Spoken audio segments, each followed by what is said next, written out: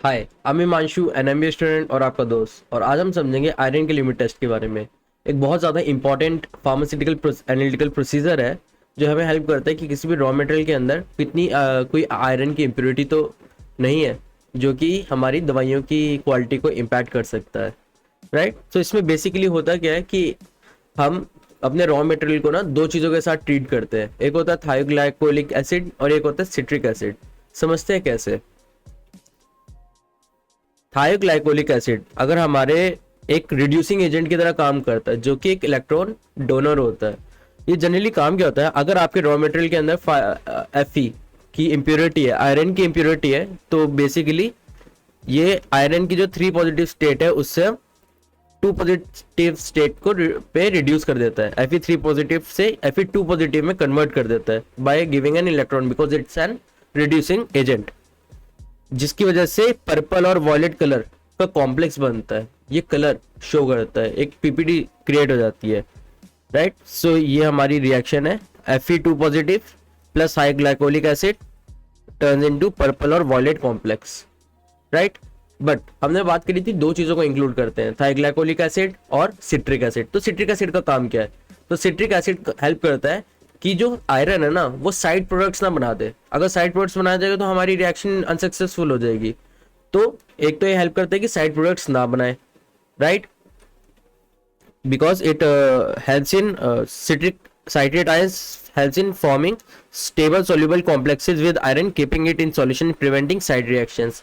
And दूसरा benefit क्या है सिट्रेट आयन का, कि एक तरह से बफर सॉल्यूशन की तरह काम करता है। बफर सॉल्यूशन वो सॉल्यूशंस होते हैं जिनकी वजह से पीएच ना ज्यादा ऊपर ना ज्यादा नीचे गिरती है। राइट।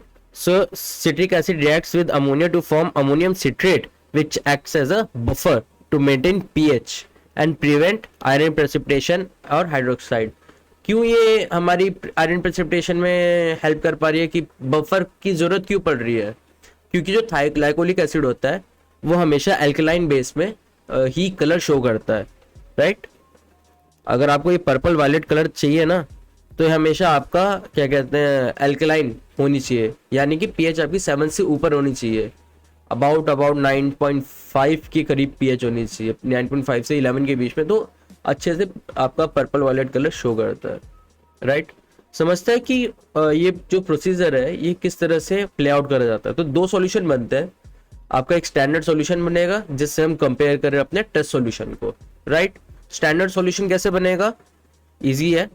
आयरन स्टैंडर्ड सॉल्यूशन बनाते हैं। राइट। वो कैसे बनता है? 20 ppm का बनाएंगे। कैसे बनता है? 0.1726% आपने ले लेना है। ये इसका वेट बाय वॉल्यूम का सॉल्यूशन बनाते हैं। किसका? फेरिक अमोनियम सल्फेट का। किसके अंदर? 0.05 m का सल्फ्यूरिक एसिड के अंदर सिंपल सा सॉल्यूशन बनता है। आपने उसका 10 ml लिया और फिर आपने 100 ml में घोल दिया, मेकअप कर दिया।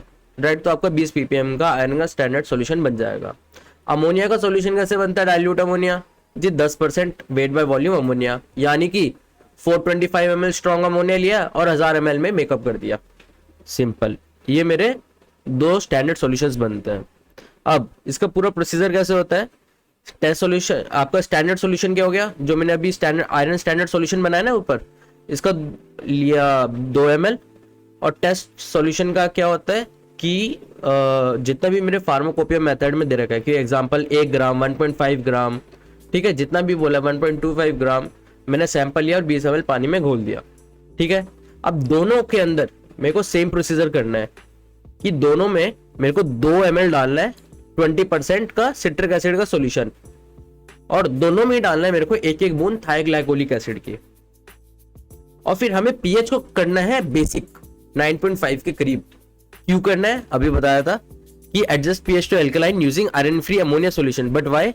Because ferric thioglycolate produces colour only in alkaline media. Right. फिर कुछ नहीं करना, 50-50 ml तक मेकअप कर दो और इसे 5 मिनट के लिए खड़ा रहने दो लाइट से बचा के अंधेरे में। आप देखोगे कि पर्पल कलर शो होने लग गया, और जो स्टैंडर्ड है ना, स्टैंडर्ड वाला सॉल्यूशन, वो बहुत ज्यादा इंटेंस पर्पल होगा विद रिस्पेक्ट टू आपका टेस्ट सॉल्यूशन। टेस्ट सॉल्यूशन थोड़ा पिंकिश सा होगा, जबकि जो आपका स्टैंडर्ड सॉल्यूशन होगा बहुत ज्यादा डार्क पर्पल कलर होगा। और चूंकि स्टैंडर्ड सॉल्यूशन की इंटेंसिटी ज्यादा स्ट्रॉन्ग है with respect to test solution, तो हमें पता लगता है कि जो हमारी आयरन की इम्प्योरिटीज है वो विद इन लिमिट्स है। हाँ, अगर आपकी टेस्ट सॉल्यूशन स्टैंडर्ड सॉल्यूशन से ज्यादा इंटेंस आ रहा है, ज्यादा डार्क कलर आ रहा है, तो भैया सैंपल में फॉल्ट है and it does not comply, right. तो ये था हमारा बेसिक, बहुत ज्यादा important yet very easy concept of limit test for iron. I hope you learned something new. We'll meet next time. Till then, goodbye.